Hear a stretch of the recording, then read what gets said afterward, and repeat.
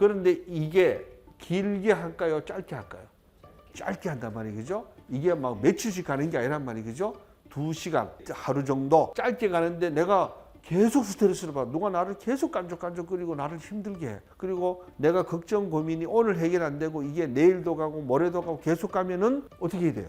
이 시상하부가 이제부터 장기전을 벌이겠죠. 장기 스트레스를 받는 걸 벌이려면은 이 아드레날린 가지고 안 되고 누구를 동원해야 돼? 부신 피지를 동원해야죠. 맞아요? 그러면 부신 피지를 동원하려면은 이제 전혀 다른 이제 명령을 호르몬으로 이제 움직이는 호르몬. 호르몬으로 명령해서 이제 야 부신 피질의 호르몬이 나와라는 거는 CRH야. 그냥 무조건 외우셔야 돼. 그냥 KTX처럼. KTX는 몰라도 돼. 그러나 CRH는 알아야 돼 무조건. 내가 스트레스 받으면은 CRH라는 호르몬이 누구에게 뇌하수체 전엽에게 신호를 주죠. 시상하부가 부신 피질 자극 호르몬 방출 호르몬을 부신 피질 호르몬을 방출하라는 호르몬을 뇌하수체 전엽에게 명령을 주면은 뇌하수체 전엽은 누구에게 명령을 해야 돼요? 부신 피질에게 해야 되죠. 그럼 이거는 ACTH가 있어요. 이 ACTH를 주면은 부신 피질에서 드디어 이거보다 더 쉽게 설명하라면 못해. 스트레스 한번 듣기만 하시면 돼. 우리 몸에서 일어나는 반응이니까. 우리가 이런 기전을 알아야 돼요. 그러면 두 번째 부신 피질에서는 여기서는 호르몬이 나오겠죠. 우선 여러분들 다 적으면 스트레스를 받으니까 3가지만 적을게요. 첫 번째 나오는 게 누구다? 코티솔. 따라합니다. 코티솔. 여러분 코티솔을 모르면 안 돼요. 절대적으로. 어저께 잠깐 어떤 일이 있어서 혈압이 좀 올라가서 보니까 나무 혈압이 올라갈 때는 내가 느끼는 게 혈압이 올라갔구나. 좀 조심히. 내가 혈압이 올라가니까 나는 100으로 느껴 그냥. 별 생각이 다 드도록. 따라합니다. 코티솔. 그 다음에 이제 알도스테론. 알도스테론이라는 호르몬이 있어요. 우리 몸의 혈압을 조절하는 애주죠. 수분을 조절해주는 애예요. 세 번째 DHEA라는 게 있어. 이 호르몬이 나와가지고 뭘 하냐? 결론만 얘기하면 이 호르몬이 나와서 얘는 모든 온몸의 대사작용을 다 해. 대사작용을 해서 에너지를 만들 수 있도록 염증 안 생기고 면역 조절해주고 체온 안 떨어지게 하고 우리 몸의 모든 작용을 다 해요. 탄수화물 대사, 단백질 대사, 지방 대사까지 다 해요. 그리고 어떻게 하냐면은 필요하면은 아미노산 지방도 얘는 글리세롤도 갖다 써가지고 포도당을 만들죠. 얘는 혈압을 조절하고 뭘 해요? 우리 몸의 수분, 그 다음에 나트륨 같은 거 조절해요. 그 다음에 DHA는 우리 몸의 성호르몬이야. 에스트로겐, 프로게스테론, 안드로겐 같은 성호르몬인데 이 호르몬도 처음에는 올라갔다 나중에 떨어져요. 이 호르몬이 뚝뚝 떨어진단 말이에요. 되게 쉽게 설명할게요. 스트레스를 받으면 이 정보가 어디로 간다? 시상하부로 간다. 스트레스 받았다 그럴 때 이 시상하부는 바로 어떤 결정을 하나? 빨리 에너지를 만들어서 스트레스를 대항해서 이겨야지. 맞죠? 염증도 안 생기고 내가 이 스트레스부터 방어를 해야지라는 게 작동하는 게 이게 뭐다? 항체다. 그런데 이 항체 중에 이 시상하부는 누구를 먼저 쓴다? 신경을 먼저 갖다 쓴다. 두 번째 누구를 쓴다? 호르몬을 갖다 쓴다. 그러면 신경을 먼저 갖다 쓰는데 이 신경은 무슨 신경을 쓴다? 교감신경을 갖다 쓴다. 교감신경이 작동하면은 부신 수질에서 누가 나온다? 아드레날린이 나온다. 아드레날린은 표적기관이 심장, 간, 근육, 지방세포란 말이에요. 그죠?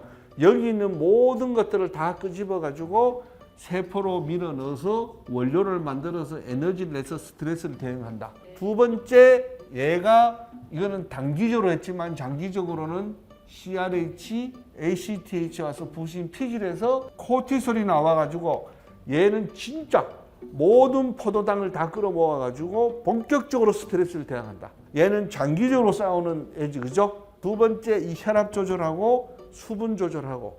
여러분 스트레스 받으면 갈증 생기 안 생겨요? 피가 끈적끈적해지죠? 그러면 오줌을 많이 내보내야 돼요? 오줌을 적게 보내야 돼요? 스트레스를 많이 받으면은 오줌량이 줄어들잖아. 왜냐하면 체액이 부족해지니까 오줌량을 최대한 많이 확보시키는 거, 재흡수시키는 거죠. 이런 작용을 누가 한다? 알도스테론이 한다. 혈압 조절하는 약이 레닌 안지오텐신이라고 해서 전부 다 알도스테론이 하는 거예요. 그 다음에 DHA는 성호르몬과 관계되어 있다. 우리가 1차 아드레날린 교감신경이 와서 한번 이겨줬고 두 번째는 호르몬이 와서 해준 거죠. 교감신경, 아드레날, 수질 이렇게 해서 이거를 축, 엑시스라 해가지고 이거를 뭐냐 셈축, SM축이라 불러. 그러면 스트레스고 할 때 가장 먼저 1번으로 작동하는 게 누구다? 셈축이죠, 그죠? 신경계 축이 움직이고 두 번째 이쪽에 시상하부, 그 다음에 뇌하수체, 그 다음에 피질 이 축이라 그래. 그래서 1번 축하고 2번 축이 있어. 이 두 개 축을 여러분이 알면 된다. 이랬는데 이렇게 진행을 하면 내 몸에서는 어떻게 반응이 나는지 보잔 말이야. 내가 스트레스를 받았는데 이 정보가 내 몸에 받는 모든 스트레스 정보는 시상하부로 가서 시상하부가 항상성 조절을 하고 체온, 혈당량, pH 모든 조절을 삼투압부터 다 조절하는 이 시상하부가 스트레스를 받은 혈액의 정보를 판단해서 빨리 이 항체를 작동하는데 신경을 먼저 작동해서 부신 수질에서 아드레날린을 분비해서 이렇게 영양소를 만들어 대응하고 또 장기적인 스트레스를 받으면은 시상하부가 뇌하수체 전엽을 통해서 부신 피질에서 호르몬을 분비해 가지고 장기적으로 대응한다. 그래서 아드레날린, 코티솔, 알도스테론, DHEA 요거만 하면 되죠. 강남에 병원에 있는 분들이 40대 후반에서 50대 넘으신 분들이 아침에 못 일어나고 피곤하고 일어나도 머리가 깨어나지 않고 자꾸 기억력이 떨어지고 깜빡깜빡하고 머리 빠지고 다크서클 생기고 살 자꾸 찌고 너무너무 피곤하고 살아있는데 막 추위도 막 너무 오고 그 다음에 막 계속 피곤하니까 이것저것 다 해보다 안 되니까 막 댕기다가 이런 공부를 한 의사를 만났어. 다 가가지고 나 이렇습니다라고 하면은 이분들은 아 이게 부신피로 증후군이구나라고 하고 뭘 주냐, 뭘 딱 주냐면 요거 세 개라는 제품 딱 주사로 주든 약을 주든 딱 주면은 기적같이 확 좋아져 본다고. 근데 먹는 사람은 뭔지도 모르고 야 그거 가니까 막 내가 보양모도 안 되는데 막 정신이 번쩍 들고 내가 막 이렇게 몸이 막 좋아졌냐고 에너지도 막 생기고 추위도 덜 오고 내가 아침에도 바닥바닥 일어나고 맨날 막 저녁에 잠을 못 자고 막 자다가 깨고 자다 일어나도 머리가 띵하고 어디 마트 가서 차도 맨날 잊어버리고 핸드폰도 맨날 잊어버리고 막 기억력도 뚝뚝 떨어지고 맨날 피곤하고 막 이렇게 몸만 막 붓고 그거 맨날 내가 가서 보니까 몸에 막 살은 계속 찌고 짜증은 막 나고 이러는데 뭘 이렇게 준다 먹어보니까 어떡해. 이게 이 두 가지에 관계된 거를 처리한 거예요, 이게. 근데 이거는 여러분들이 우리가 좀 장기적으로 이런 스트레스 받으면 갑상선이 무너져요. 갑상선이 똑같이 무너져. 똑같이 무너지는데 여러분 첫 번째 초기 단계. 초기에 어떻게 하냐면은 한번 따라 봅니다. 경계 단계라는 게 있어요. 이때는 어떤 상황이 벌어지냐면은 코티솔도 한 번만 이렇게 올라가고 알도스테론도 한 번만 올라가. 그 다음에 DHEA도 한 번 이렇게 올라가요. 이렇게 올라간단 말이죠. 스트레스가 두 번째 2단계가 있단 말이에요. 이때는 저항 단계. 이때는 코티솔이 2개가 올라가. 알도스테론도 2개가 올라가. 근데 DHEA는 내려와. 이때부터 3단계라는 게 있어요. 3단계가 되면 뭐냐? 이때는 따라 봅니다. 항진 된단 말이에요. 그러면 코티솔도 항진이 되겠죠. 알도스테론도 뭐가 된다? 항진이 된다. DHA도 더 떨어진다. 맞죠? DHA도 떨어진다. 그 다음에 네 번째 4단계가 오면은 우리가 고갈 단계라 해가지고 호르몬이 안 나와. 호르몬이 엄청 많이 나온 단계죠. 근데 호르몬이 안 나와 버려. 나오지 않으면 고갈 단계가 되면 다 호르몬이 안 나와 본다면 이렇게. 내가 한 2시간 동안 또는 짧게 내가 순간적으로 내가 일어난 스트레스를 받았는데 저녁 때 잊어버릴 수 있는 스트레스. 그리고 해결이 돼버린 스트레스 이런 거를 우리는 경계 단계 스트레스라 해요. 그리고 2단계 스트레스는 저항 단계 스트레스는 뭐냐? 하루 또는 며칠 동안 가는 스트레스야. 그러나 이거는 단기적으로 갔는데 해결이 돼버렸어. 그죠?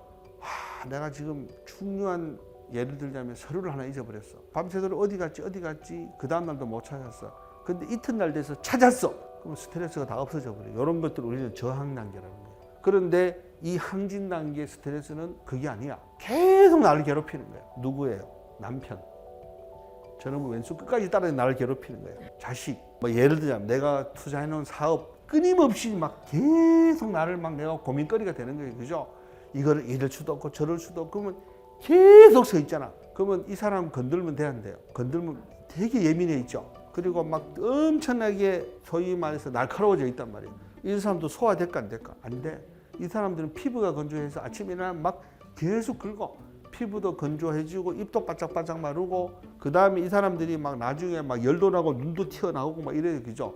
이렇게 하다가 이걸 우리가 코티솔 스트레스 현상이라 해가지고 막 사람이 되게 예민해요. 자율신경 실조증처럼 전 단계처럼 막 오는 건데 이렇게 하다가 호르몬이 계속 분비를 해주면은 이 항원이 계속 와, 계속 끝도 없이 와. 그러면은 결국 이 부신이 어떤 결정을 해야 돼요? 내가 살아야 된다는 결정을 하겠죠. 이 스트레스를 무시해야 되겠다는 결정을 하면 그동안 이 호르몬이 계속 나왔어, 안 나왔어? 계속 나오지니까 한도 끝 없이 스트레스를 받아. 그러니까 이 시상하부는 드디어 어떤 결정을 하냐? 살아야 되잖아, 우선 내가. 이 항원을 포기해버린다. 이 단계가 고갈 단계. 호르몬이 더 이상 안 나와버려. 그래버리면 어떻게 해요? 완전히 그냥 스트레스는 오는데 에너지를 못 만드는 무반비 상태가 되겠죠. 우리가 이런 거 이쪽 단계를 갑상선 기능 항진증, 이쪽을 갑상선 기능 저하증이라고 해요. 완전히 물만 먹어도 막 살찌고 에너지를 못 만드니까 물만 먹어도 살찌고 기운은 없고 먹는 거는 계속 먹고 막 잠도 제대로 못 자고 열만 막 예를 들자면은 뭐 가슴이 벌렁벌렁거리고 잘 놀라고 식은땀 나고 누가 뭐라고 막 놀라고 기억력은 뚝뚝 떨어지고 맨날 핸드폰도 잊어버리고 다 잊어버려. 그냥 가보면 그냥 뭐 주차장 같은데 어디 마트 같은 데 차를 못 찾아. 차도 못 찾고 맨날 헤매고 다니는 거야. 어디 음식점 가서 뭐 먹으려고 뭘 결정을 못 해. 아무거나. 몰라 그냥. 뭐도 뭐 멍하게 사는 거야 그냥. 근데 이게 병원에 가서 이런 상태에 가서 병원에 선생님 나요 아침에 잘 못 일어나고 아침에 커피가 없으면 시작을 못 하고요. 점심때 계속 졸리다가 4, 5시 되면 배가 고파서 막 사탕, 초콜릿 막 먹어야 되고 저녁 때 좀 집에 가서 이제 저녁에 밥 할 때 되면 기분이 너무 좋은 거야. 그냥 막 저녁이 기분 좋다가 밤에는 잠이 안 오고 말똥말똥 그러다가 잠을 자고 나도 막 자다 깨다 이러고 자다 일어나도 머리가 띵하고 막 피곤하고 하루 종일 끄뻑끄뻑하고 움직이기 싫고 만사가 귀찮고 막 기억력도 뚝뚝 떨어지고 강의 들 때는 금방 안에 나가면 다 잊어버려. 그냥 다 잊어버리고 그냥 머리카락이 이만없이 뽑히고 몸은 붓고 다리는 퉁퉁 붓고 성질은 나고 막 우울했다가 울었다가 막 감정이 하루 4번씩 왔다 갔다 되고 미치게 누가 나를 건들면은 왜 이렇게 불안해? 막 아무것도 아닌 건데도 혼자 근심걱정 다 해. 아직 오지도 않은 걱정을 다 땡겨서 하고 이렇게 살면 의사 선생님이 뭐라 그러냐면은 선생님 제가요 이런 증상이 있으면 쉬세요. 스트레스 받지 마세요. 누가 받고 싶어 받냐고. 내가 몸에 이런 증상이 오고 싶어 오냐고. 이건 질병이 아니잖아. 디지즈가 아니잖아. 그죠? 증후군이야. 그러니까 의사분들도 배운 게 없어. 쉬세요. 운동하세요. 스트레스 받지 마세요. 이거 외에는 다른 답이 없어. 근데 뭐라 그러냐 이 사람이 죽겠는 거야 완전히. 누가 나를 좀 도와줬으면 좋겠는데 건들 수도 없는 상황이 되는 거야. 이런 사람들이 지금 너무너무 많아요 한국에. 특징이 뭐냐 무조건 잠을 못 자. 속은 절대 표 안 내. 절대 표 안 내지만 딱 열에 있다가 강의다 보면 졸다가 나중 알고 보면 잠을 거의 못 자는 거야. 수면 부족이 지금 대한민국에 난리에 난리. 이렇게 항진증인 사람들은 차를 타고 가다가 내가 좀 더 가겠다고 깜빡 딱 집어넣으면 무조건 앞으로 그냥. 그리고 싸움 붙으면 이 사람이 무조건 다 자기가 소리 질러버리고. 이런 사람 절대 건드면 안 되는 거예요. 문제는 뭐냐? 이런 사람들이 작은 걱정을 막 혼자서 너무 오랫동안 해. 그리고 이걸 막 계속 불안해하고. 근데 이런 사람들이 또 어제 또 교회를 가서 대표기도 시키니까 도망가 버리고 그냥 그런 게 더 부담돼 버리는 거야. 왜 하필이면 나를 또 기도시키냐, 뭐라 그냐, 속은 모르고 그죠. 거침 번지면 화장하고 고시장 바로 다 갔는데 속은 죽겠는 거야 지금 완전히 폼 잡고 다 갔는데 먹으면 살만 찌고 그냥 완전 막 가슴이 벌렁벌렁 긁고 막 숨이 차고 이랬는데 그런데 겉만 번지름한데 속은 그냥 막 죽겠는 거야 그냥. 근데 혼자 그런 게 다 그래. 대한민국 사람들이 지금 다 이런 상황을 다 이걸 우리가 부심피로 중후이라는 거예요.